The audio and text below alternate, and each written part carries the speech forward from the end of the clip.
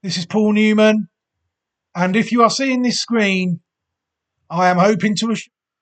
Hello, everybody, and welcome back to another video. Thank you very much for taking the time on this Sunday evening to join me.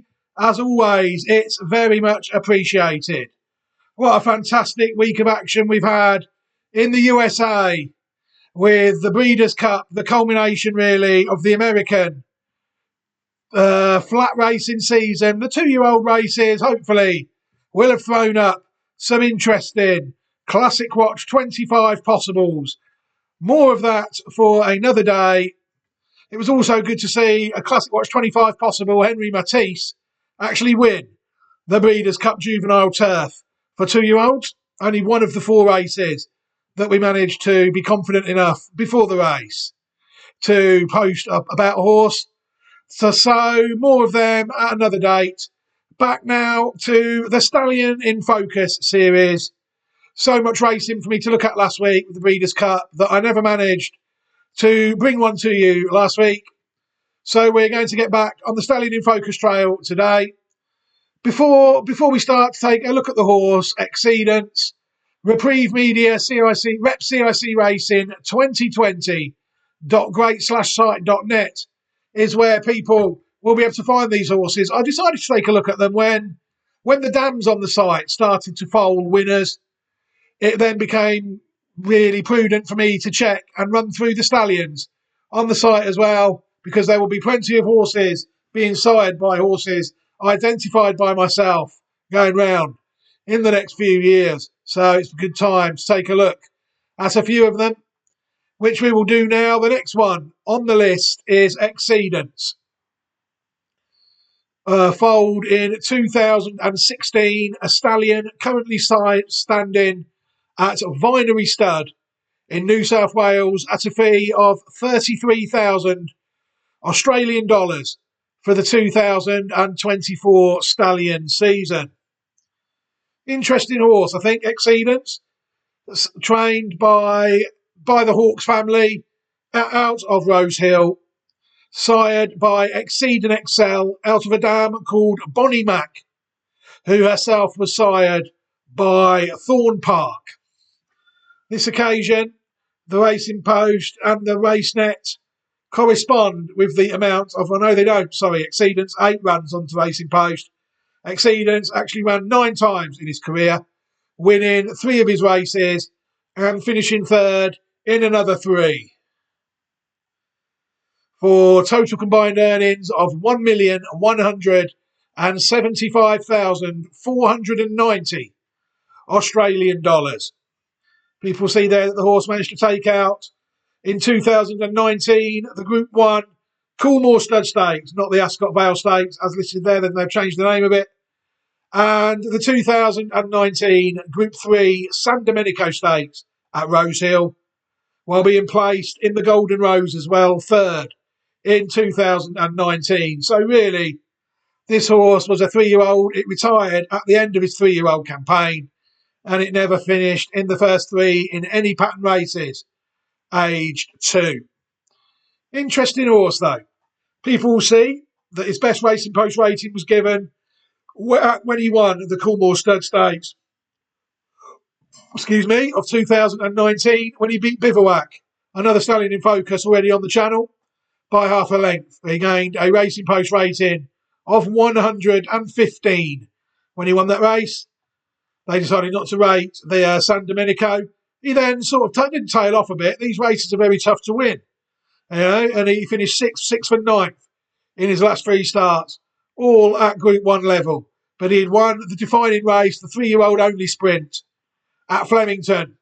So well worth his place, that stud really on form, without any shadow of a doubt.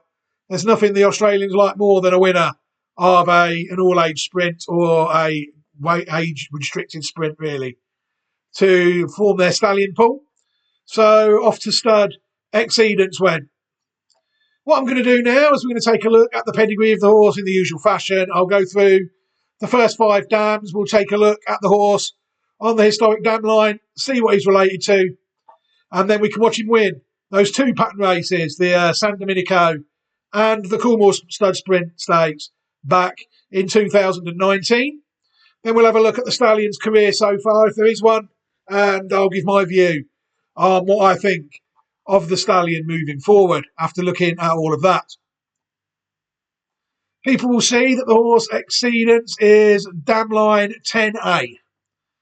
So that is the dam line we are interested in with this horse. It took a while for me to find where he was on that dam line, but I did manage to find him in the end. He's actually related to a couple of horses at pattern level as well that have gone round at pattern level quite well recently. The first one we need to look at is Mac and Cheese, a filly, foaled in 2018, sired by Sebring, out of a dam called Bonnie Mac again, the same dam as Exceedance. Mac and Cheese won 3 out of her 11 starts, but she was in the first 3 in 7 of 11 starts, winning $199,900 Australian dollars. Mac and Cheese managed to win 2 listed races in 2021 and 2022, the Oaklands Plate at Morphettville and the Claire Lindop Stakes at Morphettville, and she also was placed in the Group 3 Aurelia Stakes of 2022, again at Morphettville. People see there the National Broodmare sale, $1,600,000 Australian dollars. This horse was sold to continue her breeding career.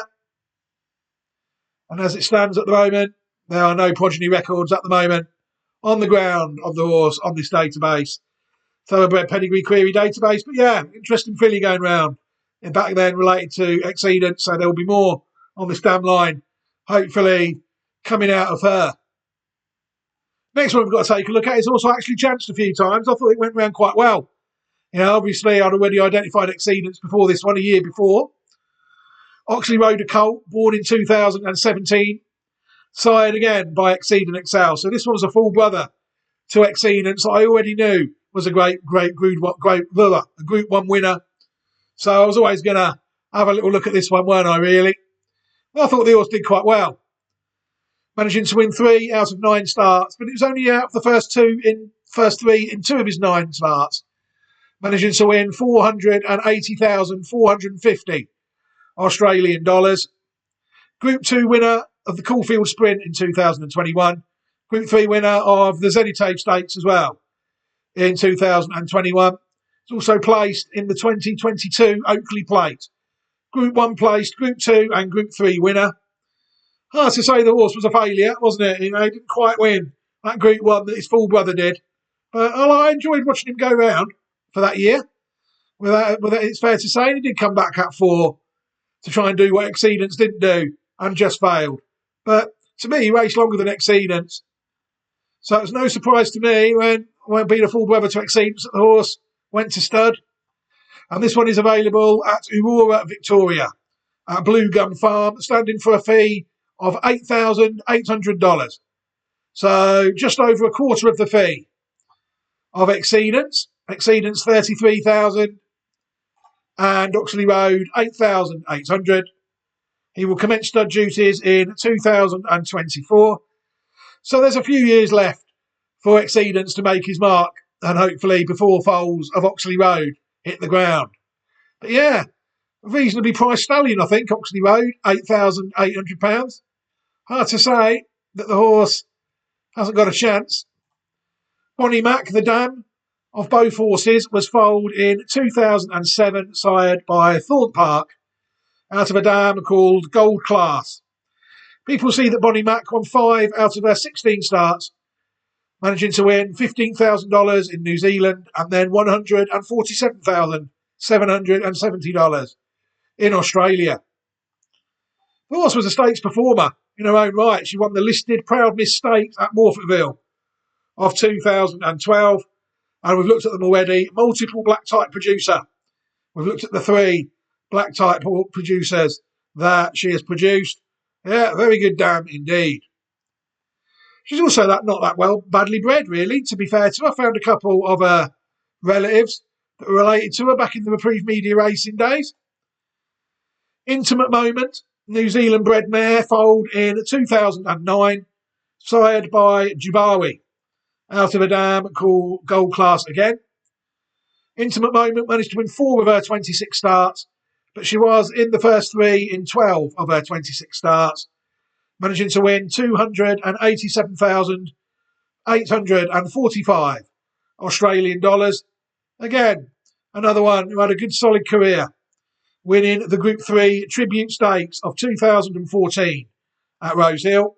Also placed in another Group 3, the Aspiration Quality of 2015. But yeah, good solid pattern class performer. Again, related to the second dam of Exceedance. The other one I found was called Basic Trilogy when I found it. But the horse raced around as Upham as well in its career. A gelding born in 2011, sired by Master Craftsman out of a dam, again, gold class. In the first 3 in 13 of his 32 starts, managing to win 5 starts for $4,088,799 Hong Kong dollars and 178,360 Australian dollars. Again, good solid pattern race company. Second in the Group 3 Centenary Vase in Hong Kong, as well as winning the Grand Prix Stakes at Doomben at Group 3 level in 2015 when raced in Australia. Solid Group 3 horse in Australia and Hong Kong, it's fair to say this horse was. Basic Trilogy or Upham, in whatever guise people remember the horse in. The second dam of the horse now, gold class, Exceedance, foaled in 1997. Sired by Gold Bros out of a dam called Light to Touch. This one here, I don't know whether that's right, raced 82 times according to this site, only managing to win twice. In the first 3, 7 of 82 times. Career earnings of $35,767. Safe to say now that the line really is getting a bit exposed. Third in the 2001 listed Windsor Park Sprint in New Zealand. So we have got another listed performer as the second dam, but she's had a lot of races, if that's to be believed. I will believe it though. I've no reason not really to believe what this site has told me much in the past. It was there, you see, that the line really tailed off historically. So I'm not really quite sure whether Exceedance would have got through the more rigorous checks that I enforced this year on these horses.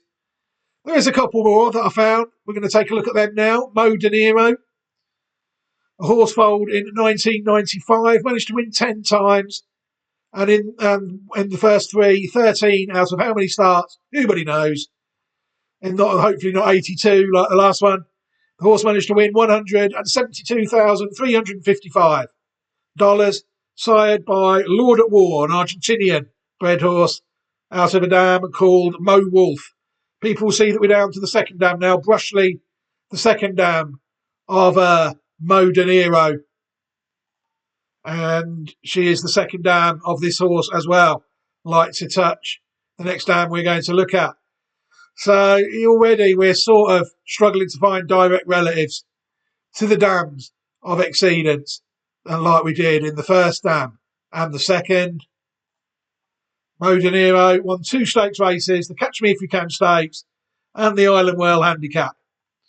And back down, people will note that the quality of the pattern race wins are dwindling as well. We've gone from Group 1 winners, Exceedance, to Group 2 winners, to the odd Group 3 winner, and now we're down to listed winners.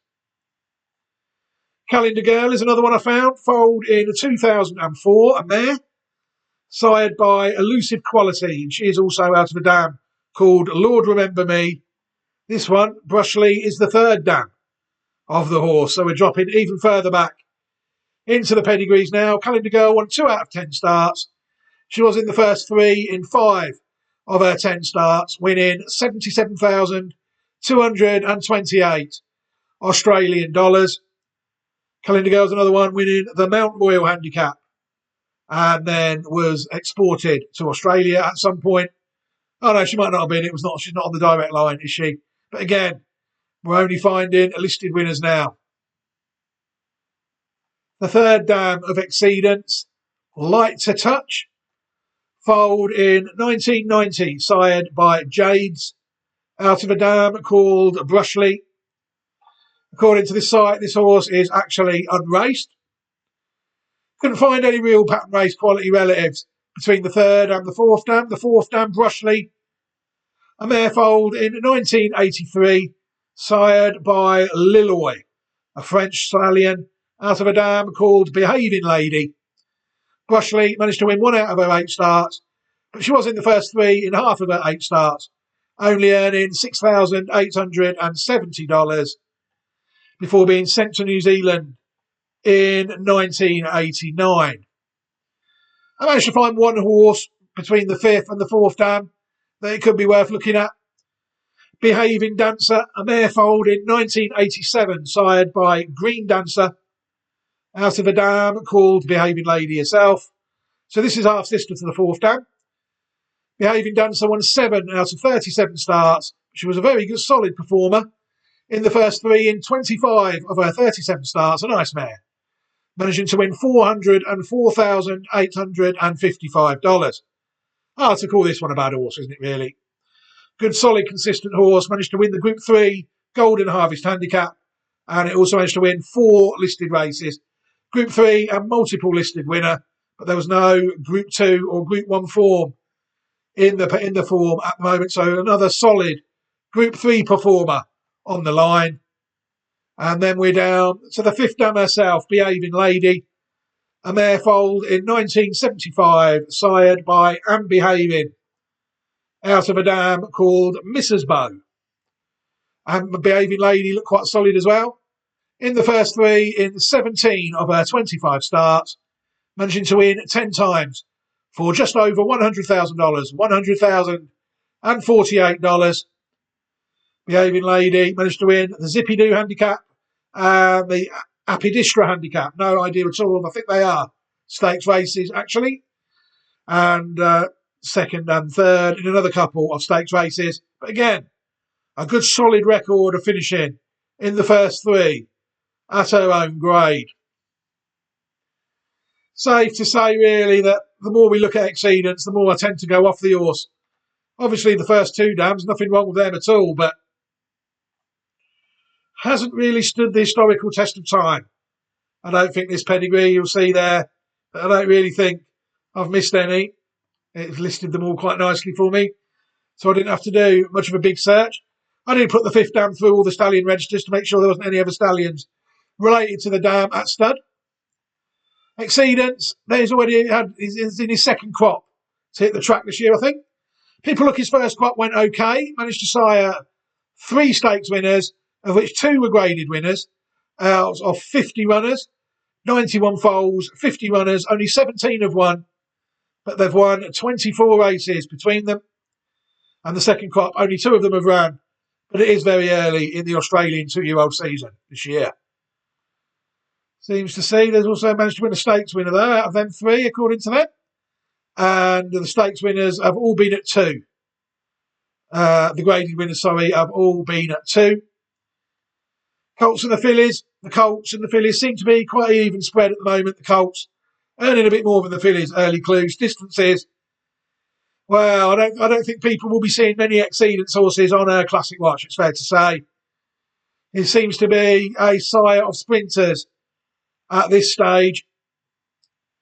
Most effective by value at 7 furlongs to a mile this season with that win. And you'll see there that the rest of them have been under 6 furlongs. Sprinters. New Zealand, he hasn't sired a stakes winner or a graded winner. So people want them in Australia, really, it's fair to say, where 14 of his 17 winners have taken place, and all his stakes winners and graded winners. Best progeny to date, Dublin Down, won this year's Pago Stakes, Group 3 winner. Also third, it also won the Maribyrnong Plate last year, did it? Group 3, early 2-year-old. In his first crop, I think people would have been happy with that. There's also a Group 3 winner there. There's the David Coles Stakes. Flyer, managing to win a Group 3 race. So they're the 2 graded winners, but only 4 pattern race quality horses so far at the moment, solely in Australia and New Zealand. Dam line 10A. Well, like I said, it took me a while to find it. I had to go all the way back to Ma Blonde, who was foaled in 1929 till I could work out where I was. And then I even had to go back there. Ma Blonde was the 8th dam of Exceedance, foaled in 1929. And people will see that Ma Blonde is there on the site. Summerlee, the 2002 Kentucky Oaks winner, is the only classic winner really on this part of the website, on the line. Summerlee, sired by Summer Squall out of a dam called Here I Go, was born in 2002, managed to win 6 of her 14 starts. In the first 3 in 9 of 14 starts, managing to win $907,652. People see there that Summerlee won the Kentucky Oaks of 2005. She also won the Group 2 Fairground Oaks and the Group 3 Silver Bullet Day Stakes. Second in the Coaching Club American Oaks and the Mother Goose Stakes as well. A couple of Group 1s died, sadly, early in 2021 after a bout of colic.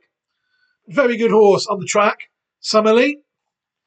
It's an interesting horse, this. If it had been out of a different sister, if the horse Exceedance had been out of, not Ma Blonde, but out of maybe Instance Forsythia in 1923, then rather than the 1929 version, Ma Blonde, then it could be safe to say that things could have been different because the horse has been very closely related then to horses like Riverman, Rock of Gibraltar, Media Puzzle, Refuse to Bend, obviously halved as well. I think it's on that line, isn't it? I might be wrong. I think I probably am. But there's definitely some better horses on the Forsythia branch of 10A than there is on the Ma Blonde section. That's why I didn't bother including these, because people going back nearly 100 years, and even then, back 4 dams.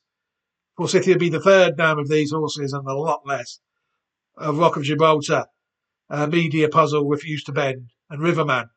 But safely say that we've just missed it. Exceedance, really. Just missed out. Not really the sort of horse I would look for, really, at this stage, I don't think, moving forward. But again, hard to class the horse as a failure. The horse has won over $1.1 million in a Group 1 winning Stallion, who has sired 2 individual graded winners already from less than 200 horses. So who knows where his Stallion career is going to take him. To be honest, I would rather use Oxley Road for $8,000 than this. I think Exceedance is probably a bit overpriced, $33,000. You know, if Oxley Road's going around for $8,000, you know, there's such fine margins in these races. They're full brothers. You know, is the form of Exceedance be that much better than Oxley Road to justify that $33,000 in relation to 8? I'm not entirely sure it would, to be honest. But what we can do now is we can watch Exceedance win those 2 pattern races, starting with the Group 3 San Domenico Stakes of 2019. Let's watch that race now. And they're all set. They're off and racing now. And Exceedance will go back. And Anna Heed's going to lead from Royal Popcorn, who's revved up by Aha in second. But Anna Heed's going to hold the front. Bivouac in third, just staying a bit wide. Followed then by Exceedance going up the fence. And Catch Me's firing up in the early stages. Needs to switch off there at the rear. So Anna Heed leads the way. And Bivouac went through the centre there. Bowman wanted to clear the passage and put the hot favourite in second position, keeping Royal Popcorn deep out. Then came Exceedance, who's very close to them.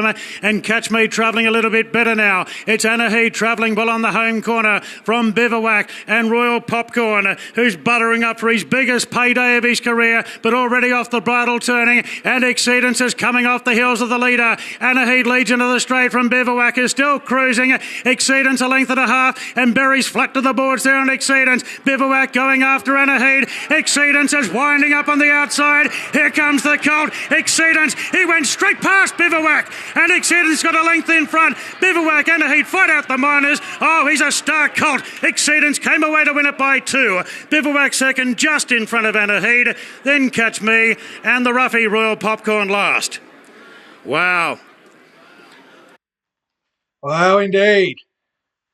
I thought the favourite there, Bivouac, might have had its run slightly impeded by the winner as it went past their Exceedance. But yeah, there was no doubt in there at all that Exceedance showed a very good turn of foot on that day to take out the Group 3 San Domenico Stakes.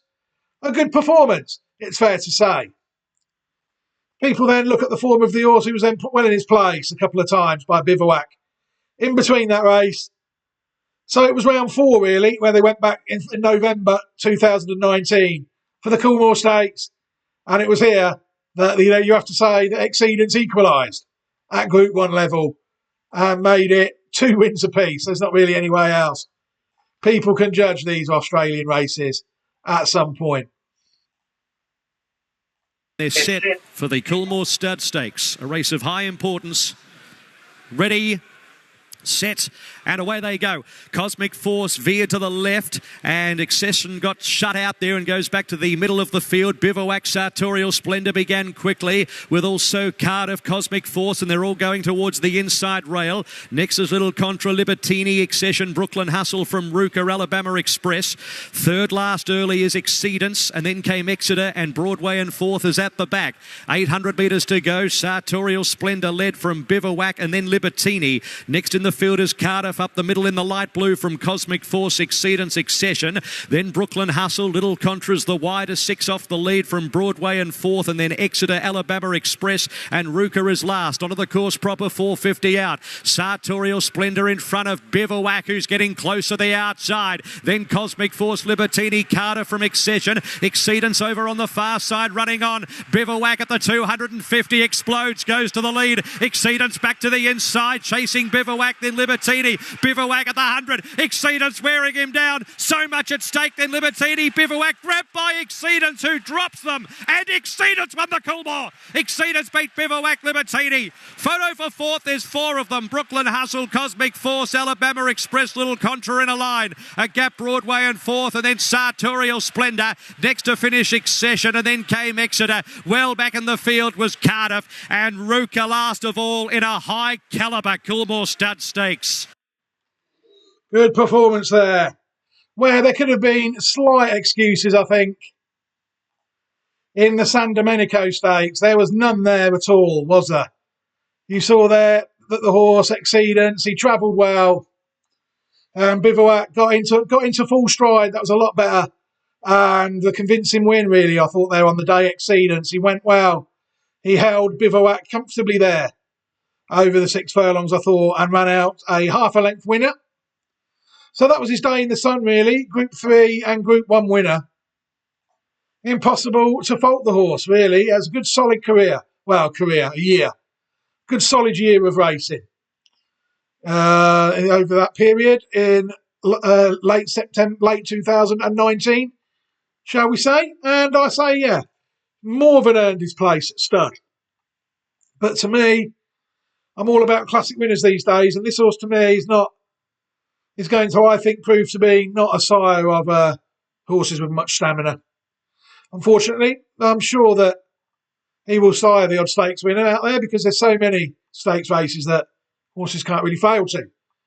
But so far in his career, 200 foals and only 17 winners. I'm sure he'll have more winners this year as a 2-year-old crop gets on, and there might be some more 3-year-old debutants where there is 41 horses that haven't ran out of his first crop. But yeah, 91 in his first crop, 109 in his second. The crop numbers have held up well for the first 2 years. Be interesting to look back on this stallion in 3 or 4 years' time and see if more of them have made their mark over the sort of classic trips that I'm looking at. But when there's races like the Everest about, the Golden Eagle, worth so much money in Australia, who's to say that this horse will not sire a very good sprinter at some point? The first two dams of the horse are pretty solid. But they're just tails off a bit for me. Very interesting horse, though, and it's been interesting to look at the Stallion, Exceedance, and hopefully the Stallion goes well. Right, I can end this video here now. Thank you very much to everybody for taking the time to watch the video. It's been interesting, really. It's good to look back on these horses and see whether they have stood the test of time, whether I would move forward with them now as back then. But I'm not too sure I would have followed through with this one if I saw the same pen. Well, I didn't. I did Oxley Road. I didn't do mac and cheese. That said it all, really. I'd seen enough with Oxley and Exceedance going round to know that they were sprinters. Oxley did well to race on at 4. Like I said, I would rather Oxley Road at 8 than Exceedance at 33.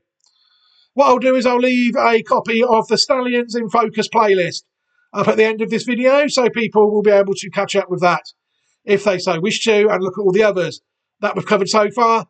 And I will also leave an opportunity for people that have watched this video and have chosen not to subscribe to the channel. At this point, I will give you all an opportunity to do so. But for now, take care, everybody. Have a fantastic upcoming week. It's just gone 9 p.m. here on Sunday evening. Have a fantastic week coming up. Take care, everybody. Look after yourselves and your loved ones. I will leave it there, and goodbye.